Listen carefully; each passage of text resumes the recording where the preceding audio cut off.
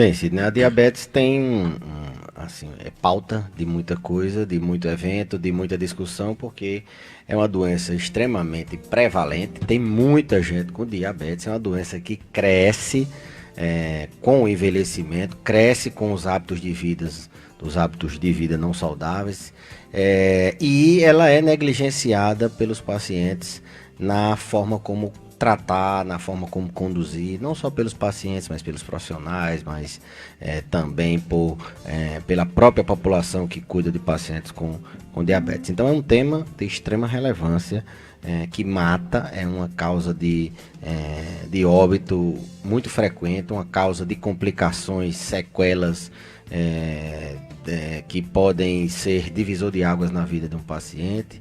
Então, em virtude de ser muito prevalente, em virtude de ser uma doença grave, que pode gerar complicações muito sérias, até mesmo o óbito, ela deve ser debatida cada vez mais entre as pessoas que têm a doença, entre as pessoas que estão no risco de ter a doença, e a população em geral.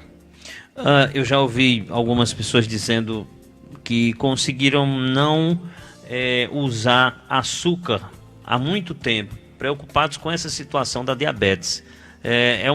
O açúcar realmente é para a gente se preocupar com ela, e principalmente a pessoa idosa?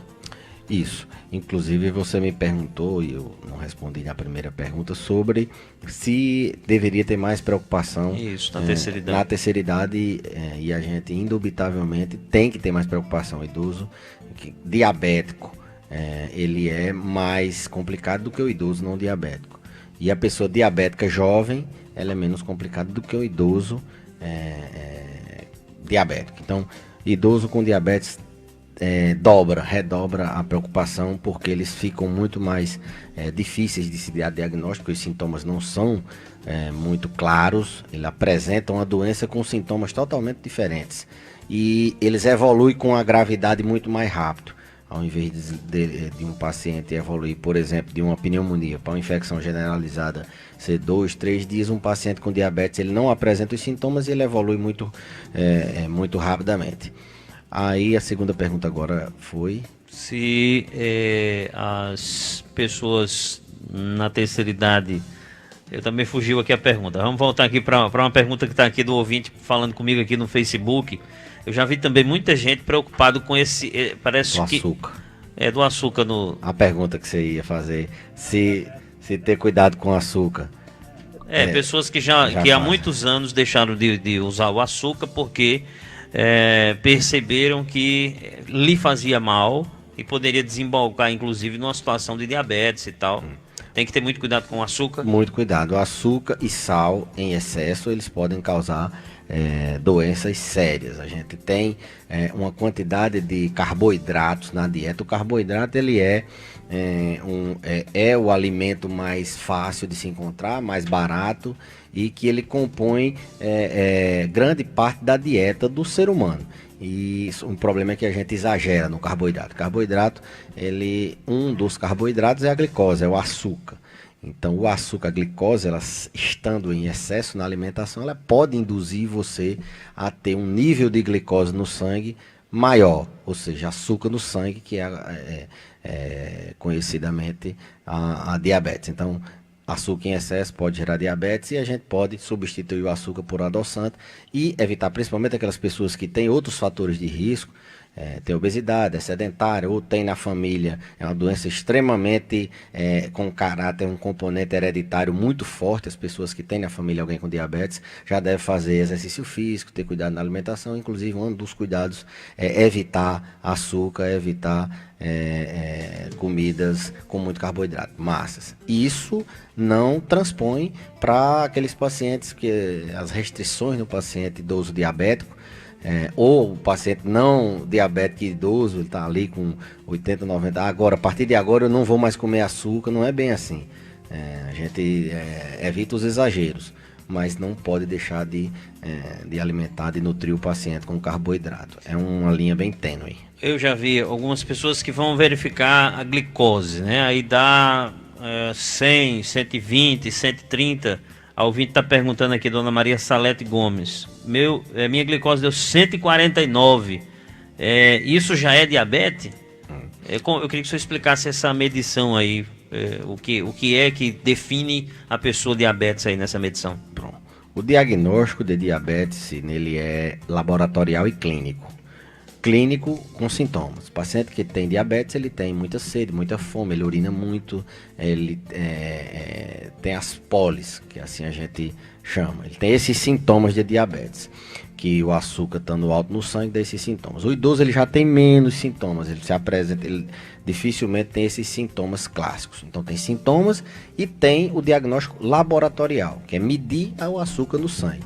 Esse diagnóstico laboratorial, ele é uma coleta de sangue, você mede a glicose ali, pode ser em jejum, a ouvinte perguntou, eu não sei qual foi o horário que ela não que a glicose ela varia durante o dia, quando você se alimenta, ela tende a subir um pouquinho. Então, em jejum, ela tem que estar abaixo de 100, certo? Quando ela dá acima de 100 e menor que 126, a gente repete. Entre 100 e 126, em duas medidas, a gente considera, se ele não tiver um teste de tolerância à glicose, que é aquele exame que o pessoal chama da garapa, toma uma garapa e depois mede a glicose. Se ele não tiver um nível de açúcar de glicose acima do que deve ser na recomendação, deve estar no diagnóstico, é 180, ele é considerado um pré-diabetes. Então, entre 100 e 126, pré-diabetes. Acima de 126, em duas verificações em jejum e com sintomas, é diabetes. 126 é o ponto de corte. Mas em qualquer horário do dia, se verificar e tiver maior que 200, com sintomas, o paciente é considerado diabético também. Então tem o diagnóstico clínico e o diagnóstico laboratorial. Juntam-se os dois para a gente poder dizer que um paciente é diabético. No caso da ouvinte, ela tem que repetir, se der 2 vezes acima de 126, a gente considera diabetes. Automaticamente não vai tomar remédio, não é bem assim. Tem mudanças de estilo de vida, a gente orienta a nutrição, atividade física, e só depois, se a gente não conseguir aqui, a gente medica o paciente. É uma doença crônico-degenerativa, não tem cura, até hoje não conseguimos a cura. Não é só o Alzheimer que o pessoal fala que não tem cura, diabetes também não tem cura não. É uma doença que a gente tem que controlar, tem que manter o nível de glicose, de açúcar no sangue baixo, e assim a gente não ter o que mais se teme, que são as complicações, que é a amputação, é a cegueira, o infarto, a insuficiência renal tendo que fazer hemodiálise. Então as complicações do diabetes é que fazem medo. Por isso que é uma doença muito debatida, porque o custo, não só o custo financeiro, mas para a família de um paciente que está fazendo hemodiálise, de um paciente que amputa uma perna, de um paciente que faz um infarto ou um AVC, é muito alto, muda toda uma vida. E o pior, é mais debatido ainda, porque se você tratar, se você prevenir, fizer o que manda a cartilha, o risco de você ter complicações é muito menor. Por isso que é uma doença extremamente debatida. Tem 3 ouvintes fazendo pergunta mais ou menos relacionadas, doutor. Mariana Nóbrega pergunta: gostaria de saber se o açúcar mascavo pode ser usado por uma pessoa diabética. Aí, outra ouvinte aqui, Fátima Barros, do Sítio Carrapateira: qual a diferença do açúcar branco para o mascavo ou demerara? E Rosinalva pergunta: doutor Belis, o açúcar demerara aumenta a glicose no sangue?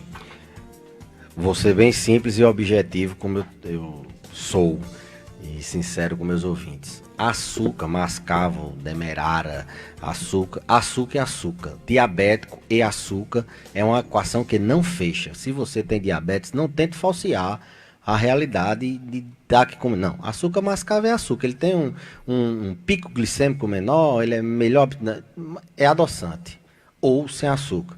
Não tente falsear a realidade. Não existe açúcar para diabético, Sidney. Existe adoçante para diabetes. Então, as 3 perguntas numa tacada só. Não serve para diabetes. Tem que retirar o açúcar, as massas, e tem que reeducar a vida. Não se iludindo que vai voltar a comer açúcar, a não ser que daqui para lá façam uma cura do diabetes. Você pode até não necessitar de tomar remédio para diabetes, mas esse controle da alimentação Foi uma pergunta extremamente pertinente. As pessoas perguntam muito sobre o açúcar mascavo. Tem muita informação fútil, sem futuro na internet. Você abre a internet de hoje, um paciente diabético, tudo que ele quer é o quê? Não tomar remédio, não tomar insulina e comer o que pode comer. Aí ele vai lá, como viver com diabetes sem ter que tomar remédio. Aí tem um bocado de vídeo, de informação sem futuro, para olhar. Não, você pode usar uma açúcar assim. Doutor, rapidamente atrapalhando seu raciocínio, a gente vai dividir a rede agora. O pessoal de Parelhas segue com a programação deles, normalmente, tá certo? E nós seguimos aqui com o doutor Belísio no quadro Mas Envelhecer continuar ouvindo, né? Com saúde, tá certo?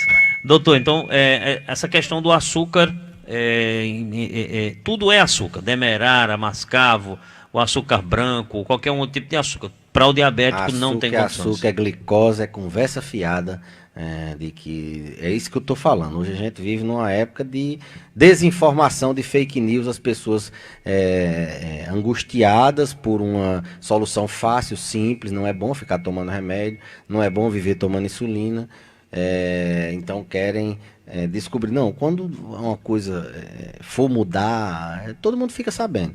Então não tente falsear a realidade. Diabético, via de regra, na grande maioria das vezes, ele precisa reeducar-se na alimentação, não ingerir açúcar, evitar excesso de massas, fazer atividade física e se tomar remédio ou insulina tem que tomar rigorosamente.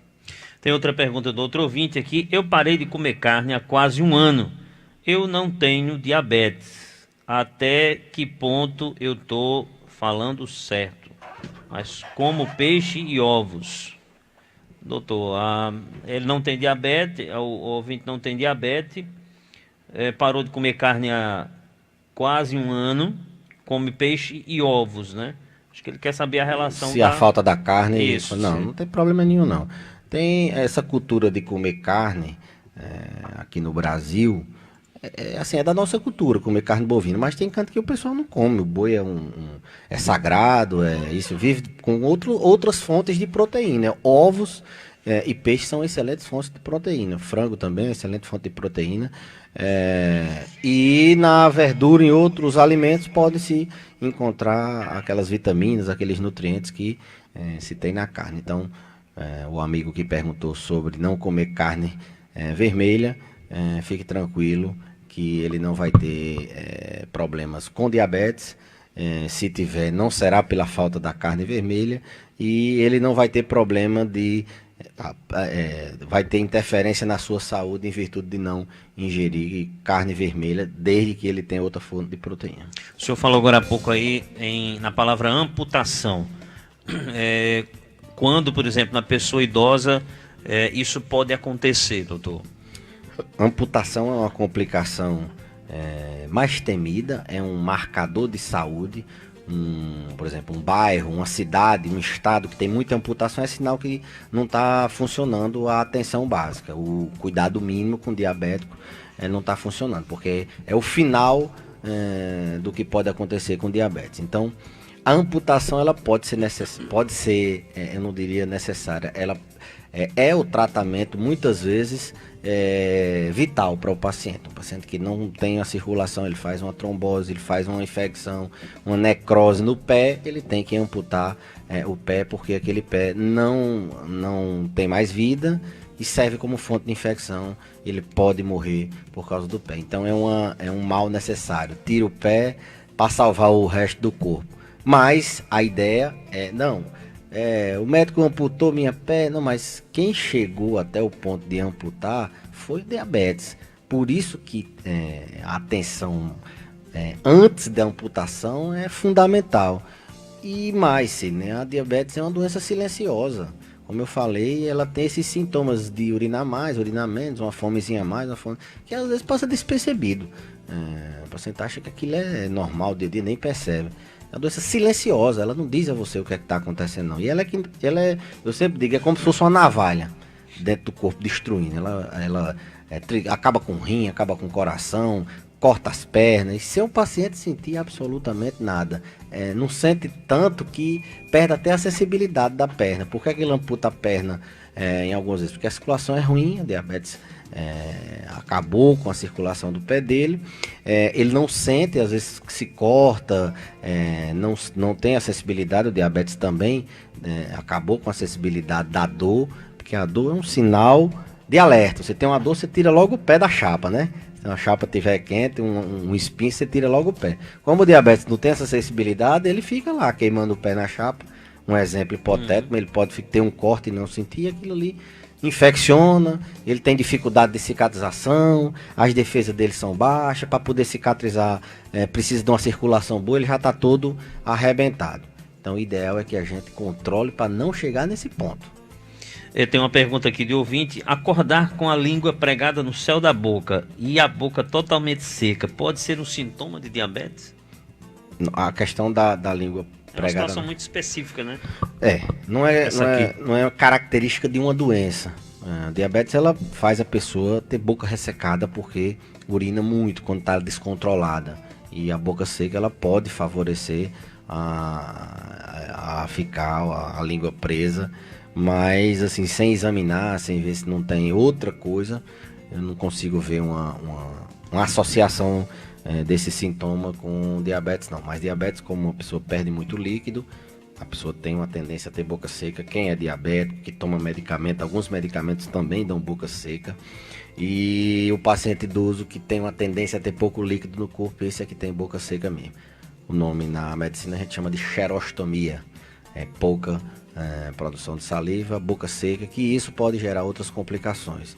Pode gerar desnutrição, o paciente não se alimenta bem porque a boca está seca, pode gerar, pode dar, intervir na comunicação do paciente. Ele, com a boca seca, ele fica com vergonha de conversar, tende a se isolar. São várias complicações que a boca seca pode causar, e o diabetes muito mais. Lembrar que o diabetes também tem uma relação direta com a demência de Alzheimer. Quem tem diabetes tem mais Alzheimer.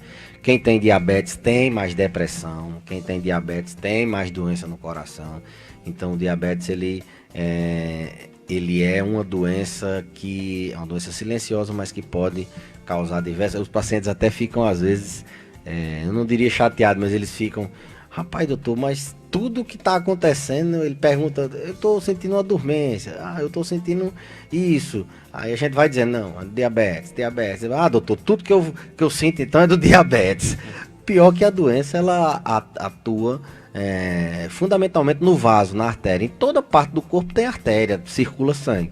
Então ela vai acometendo todas as partes do corpo e ela dá complicações, que as complicações elas são ditas pelos pacientes com esses sintomas, e às vezes é verdade, é do diabetes. Doença complicada. Muito bem, a Mariana Nóbrega agradecendo: obrigado, doutor, pela informação sobre o açúcar mascavo e os outros açúcares que o senhor falou.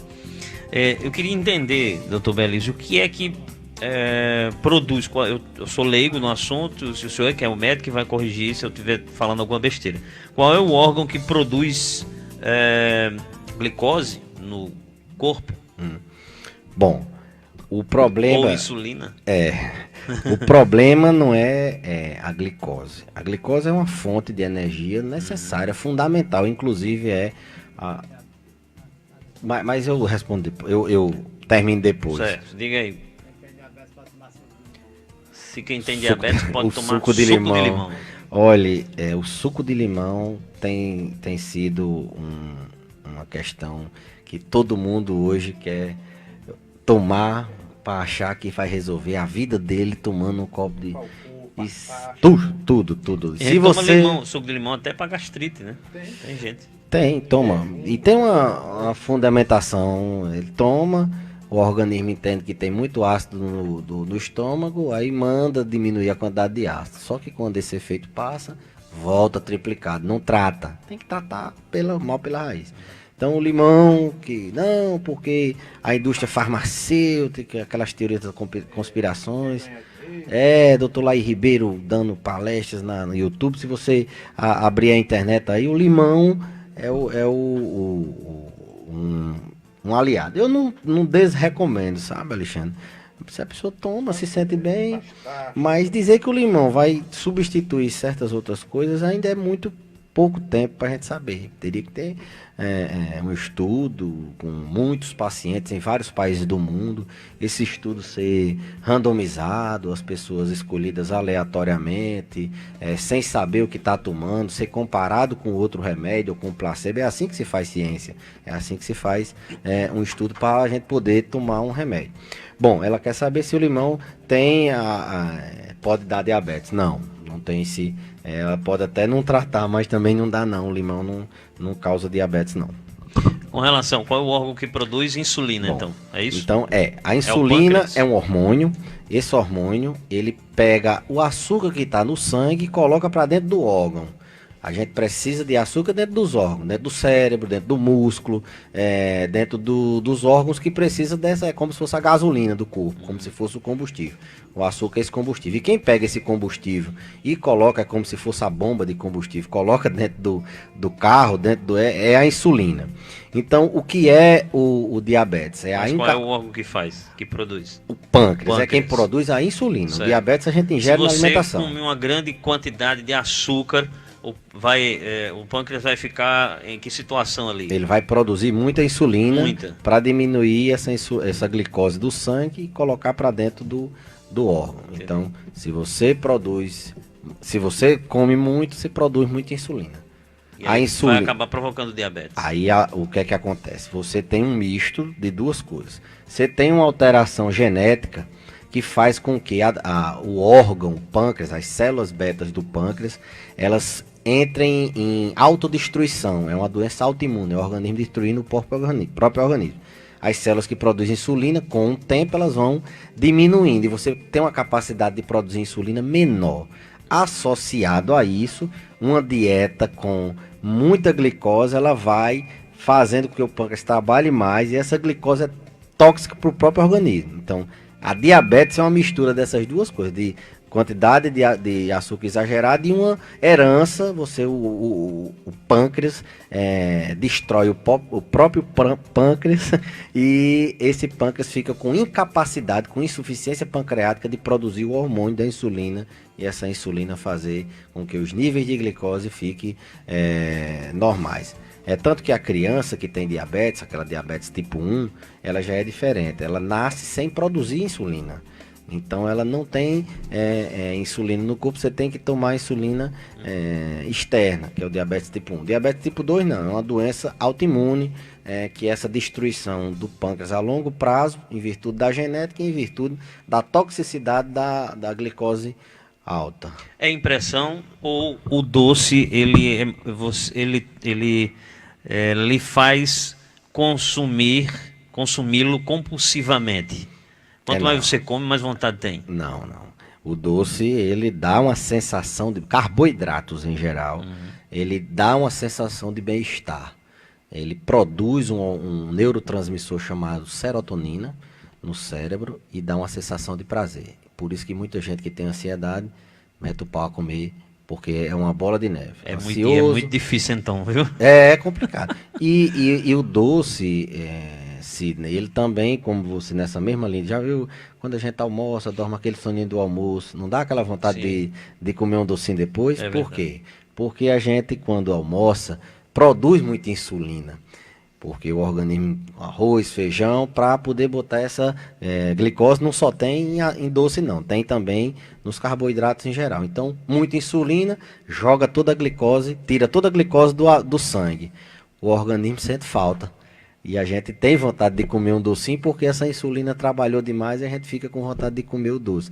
Quando você está sentindo essa vontadezinha de comer, pode ter certeza que você já está produzindo insulina demais, ingerindo carboidrato demais. É bom você diminuir a quantidade de carboidrato. Um sinal indireto de que você está produzindo muita insulina e colocando essa glicose, o nível de glicose durante o almoço está subindo muito.